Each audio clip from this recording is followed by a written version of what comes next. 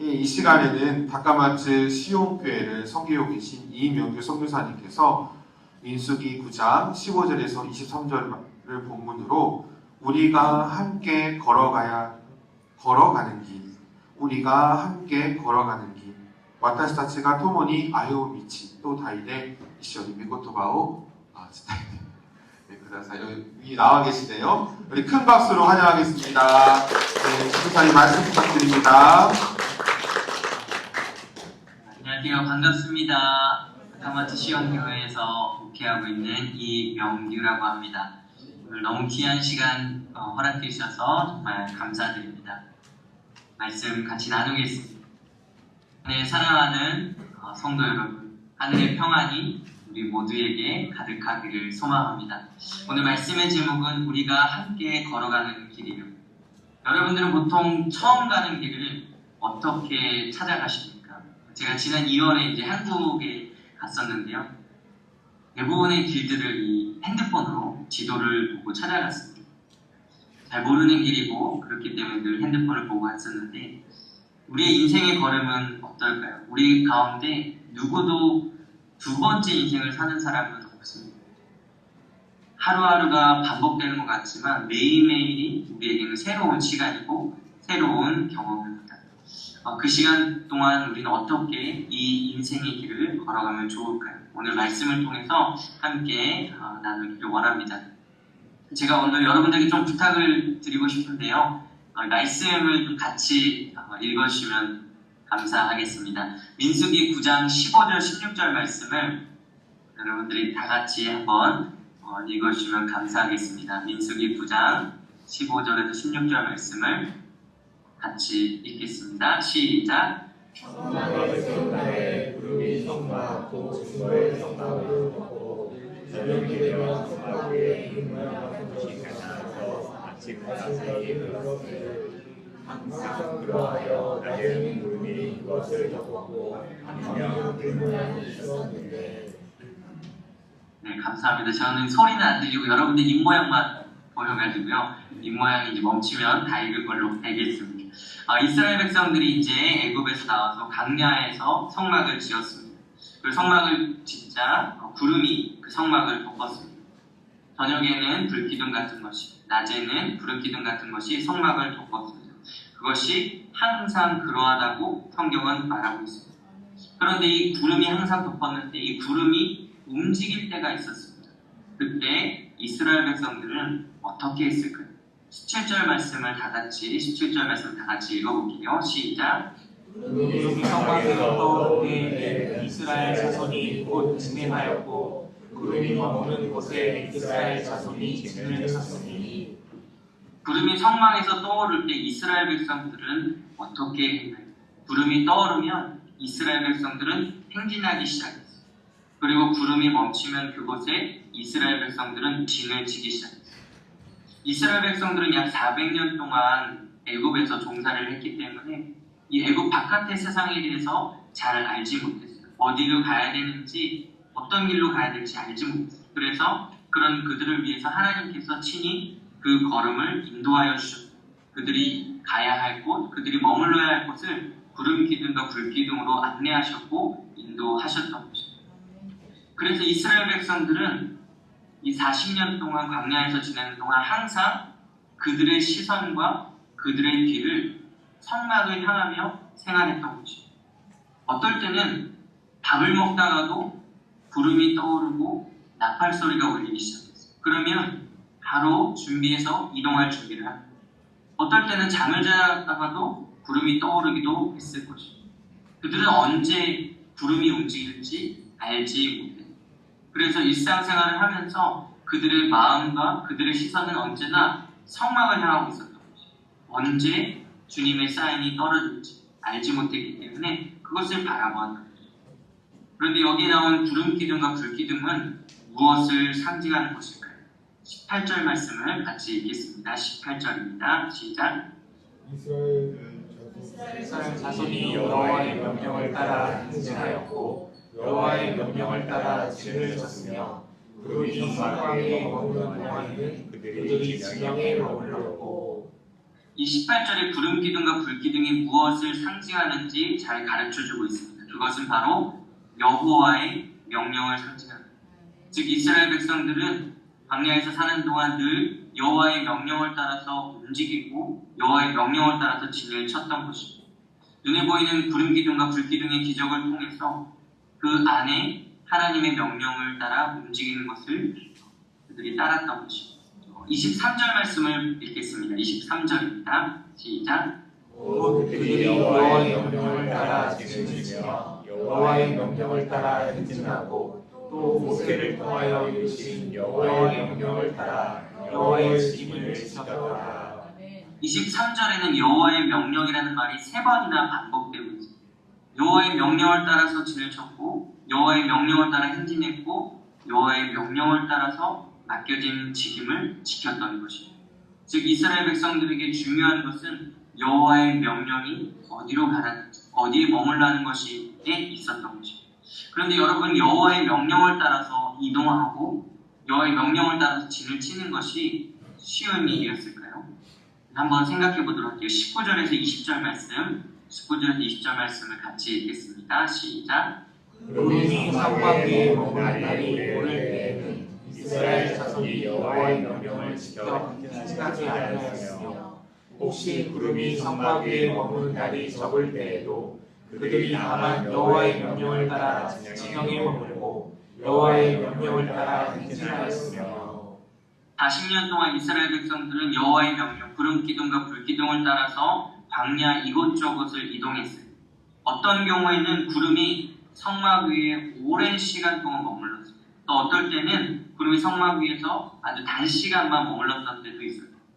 구름이 오래 머물면 이스라엘 백성들은 거기에 머물렀고 또 구름이 짧은 시간 머물렀다 이동했으면 그것을 따라서 이동했던 것이죠. 이러한 날수는 이스라엘 백성들이 정하는 것이 아니었어요. 장소를 정하는 것도 이스라엘 백성들이 선택하는 것이 아니었어요. 얼마나 머물러야 할지, 어디까지 가야 할지 이스라엘 백성들은 알지 못했어요. 다만 여호와의 명령을 따라서 이동했던 것이죠. 한번 생각해 볼게요. 어떤 장소에 도착했어요. 그런데 그 장소가 머물고 싶지 않은 장소예요. 그런데 구름이 움직이지 않아요. 마음속에서는 하나님, 지금 이곳은 너무나 불편한 곳이에요. 여기에는 물도 없잖아요. 가축들이 먹을 풀도 부족해. 우리 모든 사람들이 함께 머물기에는 너무 좁은 땅. 그런데 구름 기둥이 움직이지 않아요. 하나님, 여기 불편한 상황에서 언제까지 기다려야 됩니까? 물어도 여전히 구름 기둥이 움직이지 않아요. 그 시간 동안 그들은 그곳에서 기다려야 했던 것이죠.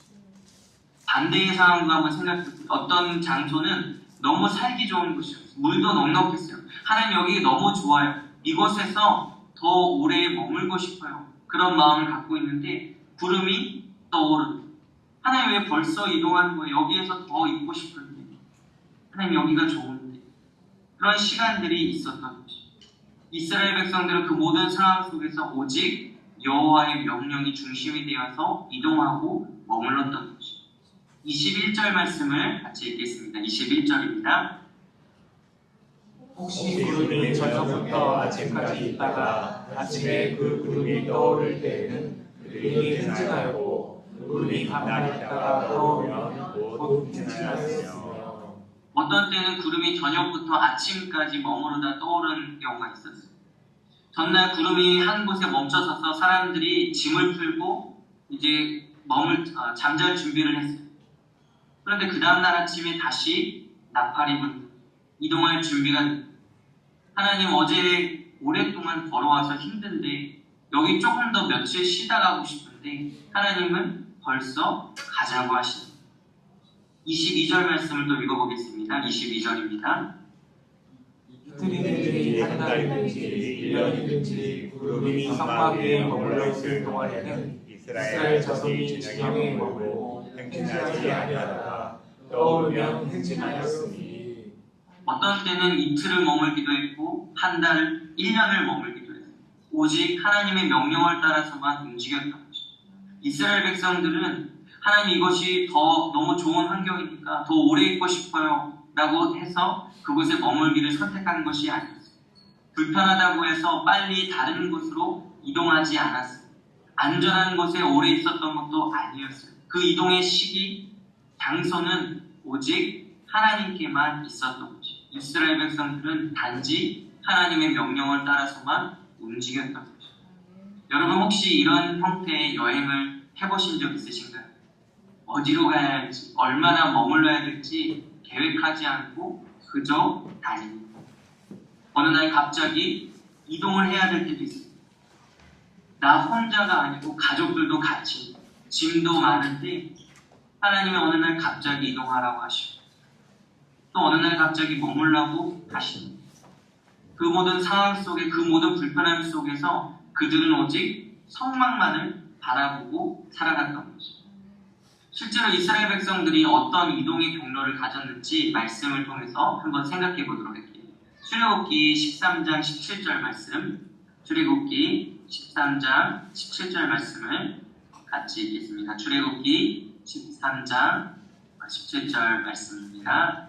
바로가 백성을 보낸 후에 블레셋 사람의 땅의 길은 가까울지라도 하나님이 그들을 그 길로 인도하지 않으셨으니 이는 하나님이 말씀하시기를 이 백성이 전쟁을 하게 되면 마음을 돌이켜 애굽으로 돌아갈까 하셨습니다.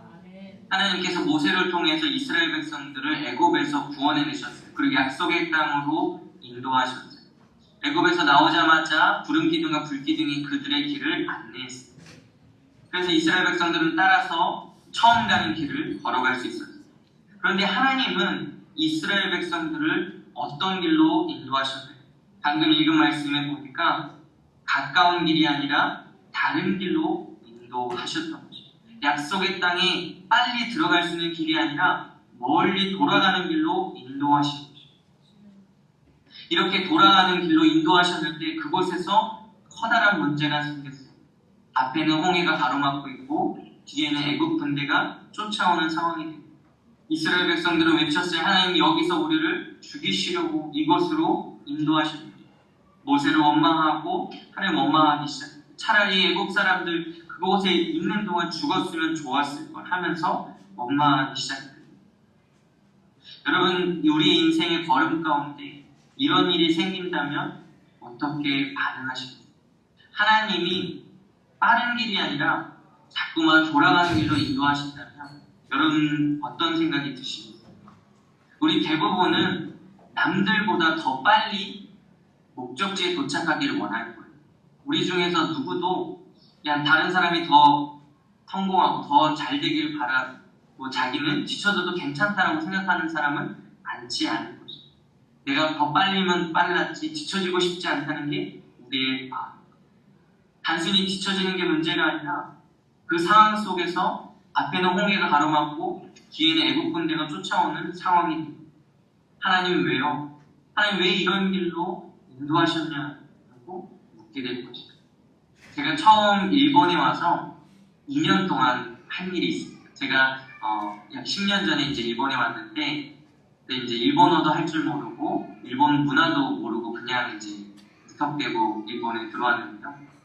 처음 일본에 살면서 2년 동안 한 일이 있습니다. 가장 큰 일은 매일매일 바닷가에 가서 파도만 보는 거예요. 하루에 4-5시간씩 바다 앞에 앉아서 매일같이 물었어요. 하나님, 여기 어디입니까? 나는 누구입니까? 내가 여기서 무엇을 하고 있습니까?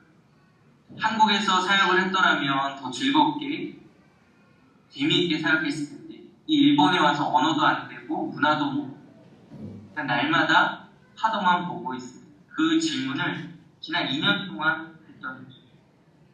여러분 인생에 하나님이 그렇게 인도하신다면 어떤 물음이 드시겠습니까? 하나님 왜 더 빠른 길, 더 좋은 길, 약속의 땅에 더 가까운 길이 아니라 왜 이렇게 돌아가는 길로 인도하십니까? 출애굽기 14장 18절 말씀을 우리 같이 읽어보겠습니다. 14장 18절 말씀입니다. 시작. 내가 바로와 그의 병거와 나병으로 말미암아 영광을 얻을 때에야 애국 사람들이 나를 여호와인 줄 알리라 하시더니 하나님이 왜 이스라엘 백성들을 가까운 길이 아니라 돌아가는 길, 홍해가 가로막는 길, 애국 군대가 쫓아오는 길로 인도하셨을까요?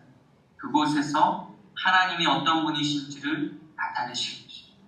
때로는 우리의 삶에 돌아가는 시간들이 있습니다.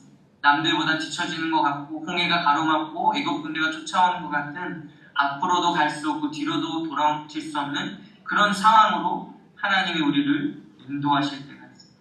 왜 그럴까요? 그곳에서 하나님의 하나님이신 하나님의 영광을 나타내기 위한 것입니다.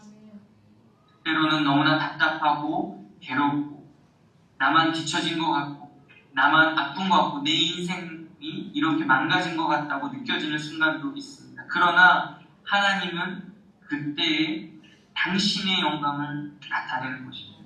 내 영광, 내 성공, 내가 드러나는 것이 아니라 하나님이 열방 가운데 어떤 분이신지 하나님이 무엇을 행하시는지 우리에게 보여주시고 나타내시는 것입니다. 그것을 위해서 때로는 우리의 삶을 돌아가는 길로 인도하시는 것입니다. 또 다른 하나님의 인도하심의 길을 살펴보도록 하겠습니다. 출애굽기 15장 23절 출애굽기 15장 23절 말씀을 같이 읽겠습니다. 마라에 이르렀더니 그곳 물이 서서 마시지 못하겠으므로 그 이름을 마라라 하더라. 이스라엘 백성들은 홍해를 건너 광야를 행진했습니다. 홍해를 막 건넜을 때 그들의 입에는 찬양과 기쁨이 넘쳤어요. 역시 우리 하나님이다. 하나님이 홍해를 갈라 우리를 건너게 하셨고 애국 군대를 거기서 몰수하시겠다. 너무너무 기쁨으로 가득했어요. 그런데 갈수록 그 기쁨이 사라지기 시작했어요. 3일 동안 그들은 물을 얻지 못했어요. 3일 동안 물을 얻지 못한 그들은 점점 찬양이 줄고 마음이 어려워지기 시작했어요. 그러다 마침내 마라라는 곳에 도착했어요. 멀리서 물이 보이는 걸 보고 사람들은 소리쳤어요. 역시 우리 하나님이 물이 있는 곳으로 우리를 인도하셨다라고 기뻐했습니다. 그런데 가까이 가서 그 물을 마셨을 때 어떻게 됐을까요? 써서 마시지 못하는 물이 되었습니다. 물을 보고 기뻐했던 그 기쁨은 사라지고 절망과 원망으로 바뀌게 됐습니다. 하나님 왜요? 마실 수 없는 물이 있는 곳으로 왜 내 삶을 인도하셨나요? 그런 원망이 그들에게 가득했던 거죠. 때로는 우리의 삶에도 이러한 인도하심이 있습니다. 하나님의 뜻을 따라서 행진했고 하나님의 뜻을 따라 순종해서 왔는데 하나님 말씀대로 순종했는데 좋은 결과가 나타나는 것이 아니라 마실 수 없는 마라의 물이 아무짝에도 쓸모없는 곳으로 그런 결과가 우리의 삶에 일어날 때도 있습니다. 일본 선교를 하면서 참 많은 시간 그런 고민들을 하게 됩니다. 열심히 수고하고 기도하고 사랑하고 섬기지만 때로는 마라의 쓴물처럼 마실 수 없는 그런 결과들이 일어날 때가 있습니다. 하나님 주님 말씀대로 순종했잖아요. 주님 뜻대로 따라왔잖아요. 그런데 이 결과가 무엇입니까? 마라의 쓴물이 무엇입니까? 그렇게 사랑하고 섬겼는데 돌아온 이 결과가 무엇입니까? 라고 묻게 될 때가 있습니다. 하나님은 왜 마라의 쓴물이 있는 곳으로 인도하셨을까요? 출애굽기 15장 25절에서 26절 말씀을 같이 15장 25절 26절 말씀을 같이 읽겠습니다. 모세가 여호와께 부르짖었더니 여호와께서 그에게 한 나무를 가리키시니 그가 물에 던지니 물이 달게 되었더라. 거기서 여호와께서 그들을 위하여 법도와 윤례를 정하시고 그들을 시험하실세 이르시되 너희가 너희 하나님 나 여호와의 말을 들어 순종하고 내가 거기에 의를 행하며 내 계명의 귀를 기울이며 내 모든 규례를 지키면 내가 예루살렘에게 내린 모든 질병 중 하나도 너희에게 내리지 아니하리니 나는 너희를 치료하는 여호와이니라. 하나님은 왜 마실 수 없는 물이 있는 곳으로 이스라엘 백성들을 인도하셨을까요? 그 이유는 시험하기 위해. 어떤 시험인가요? 이것은 단순히 성적을 매기는 그런 시험이 아닙니다. 그들이 이 모든 상황 속에서도 하나님의 말씀대로 순종하며 따라올 것인지에 대한 하나님의 시험이었던 것입니다. 하나님은 능력이 있으시기 때문에 이스라엘 백성들이 마라의 물에 도착하기 전에 그 물을 단물로 충분히 바꾸실 수 있었어요. 그럼에도 하나님은 마라의 물을 바꾸지 않으셨어요. 만약 하나님이 마라의 물을 일찍 바꿔놓으셨다면 이스라엘 백성들은 하나님 원망하지도 않았을 거예요. 그런데 하나님은 그 물을 바꿔놓지 않으셨어요. 왜 그러셨을까요? 이 상황 속에서도 그들이 하나님께 순종하시는지 그것들을 훈련하시기 위함이었던 것이죠. 일본 선교의 그 시간들 속에 때때로 결과가 나타나지 않을 때가 있어요.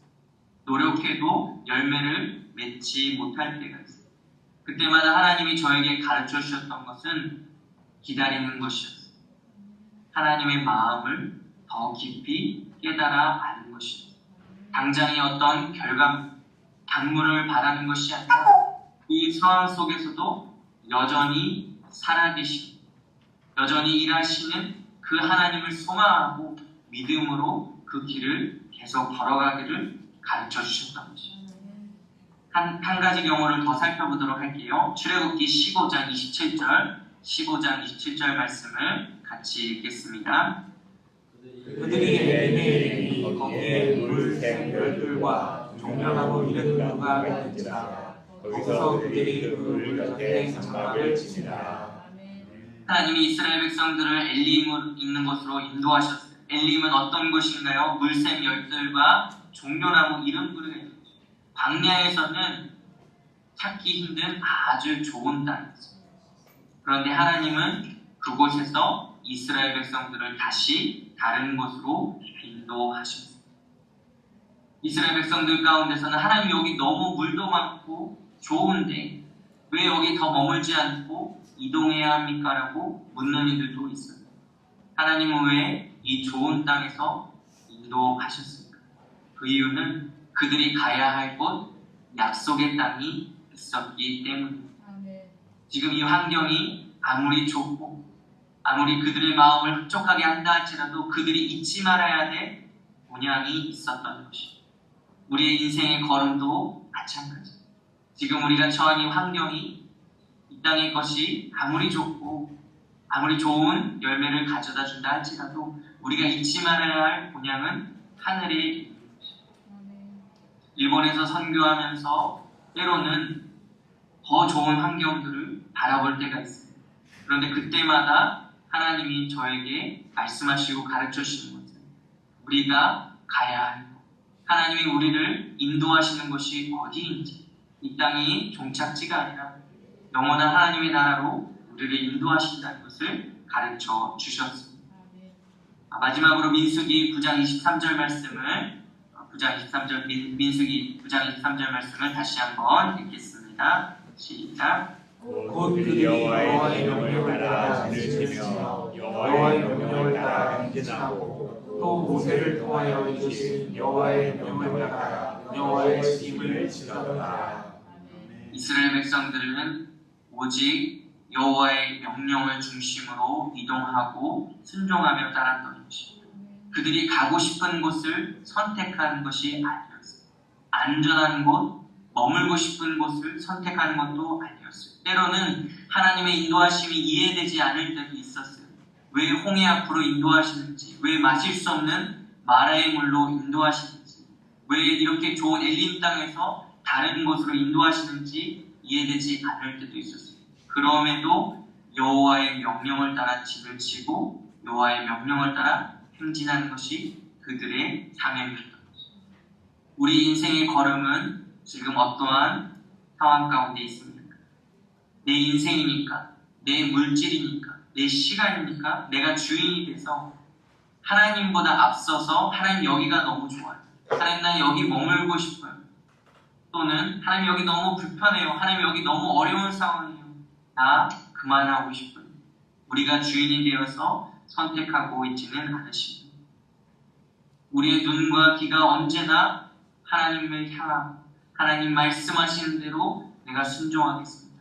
하나님 가라고 하시는 대로 내가 움직이겠습니다. 하나님 머물라고 하시는 곳에 내가 머물겠습니다. 그렇게 걸어가고 계십니다. 우리의 삶의 주인이 내가 될 때는 그 상황들을 판단하고 나에게 유익하고 좋은 곳을 선택하게 될 것이에요.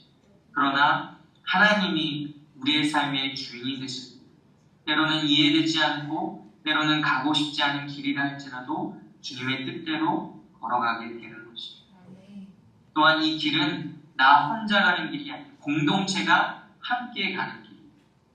한번 생각해 보세요. 이 40년 동안 그 수많은 사람들이 함께 이동하는 그 이동하는 사람들 중에는 어린아이도 있고요. 어르신도 있고요. 몸이 약한 사람도 있어요. 너는 몸이 약하니까 이 행진에 같이 갈 수 없어. 그렇게 버리고 가지 않았어요.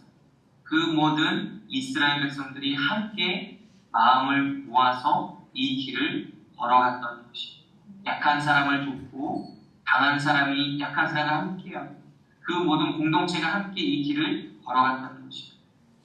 때론 이 순종의 걸음 가운데 믿음이 약한 사람은 하나님을 의심하기도 하고 모세를 원망하기도 했어요. 실제로 이스라엘 백성들 몇 번이나 모세를 죽이려고도 하고 원망하기도 했어요. 그런 이스라엘 백성들을 다 같이 이 길 가운데 걸어갔던 것이에요. 우리 믿음의 길도 마찬가지예요. 나 혼자 믿음으로 나만 걸어가는 길이 아니라 우리가 함께 공동체로 걸어가는 길. 오늘 저는 일본에서 말씀을 전하지만 여러분은 청주에서 이 말씀을 듣고 있습니다. 저와 여러분이 예수 그리스도 안에서 그리스도의 한 몸이 되어서 함께 이 길을 걸어가는 것입니다. 때로는 이 현장에서 선교하면서 좌절하고 넘어질 때가 있습니다. 그때마다 한국에서 함께 기도하는 동역자분들이 기도하고 있습니다.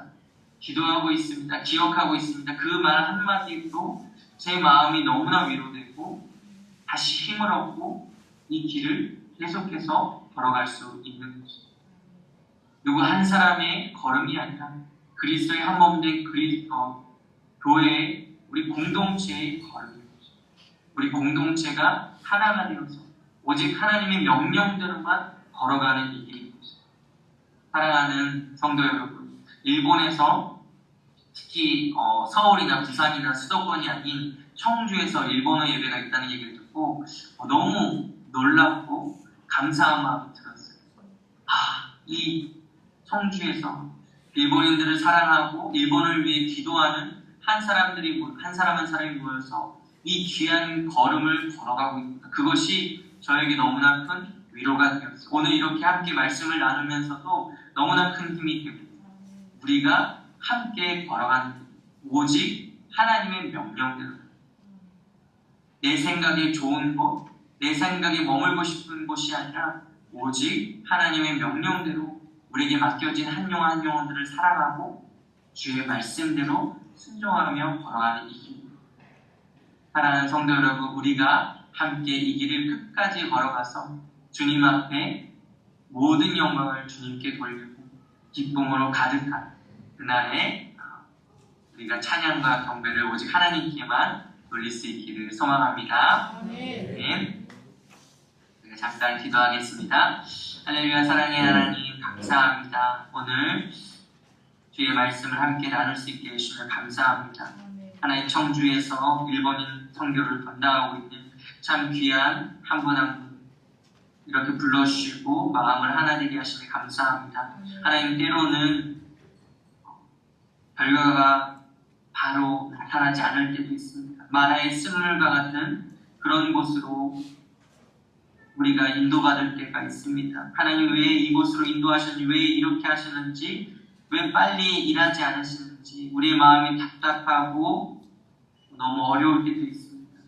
그러나 그 모든 걸음과 그 시간 속에서 하나님은 당신의 영광을 나타내고 계시고 그 모든 시간들 속에서 우리가 오직 하나님의 명령대로만 순종하며 걸어가도록 인도하고 계심을 믿습니다. 하나님 오늘 우리의 하루의 걸음이 우리의 뜻대로 우리가 주인 되어서 움직이는 것이 아니라 오직 하나님의 마음을 가지고 오직 하나님의 명령대로만 걸어갈 수 있도록 인도하여 주시옵소서. 감사드리며 예수님의 이름으로 기도드립니다. 아멘.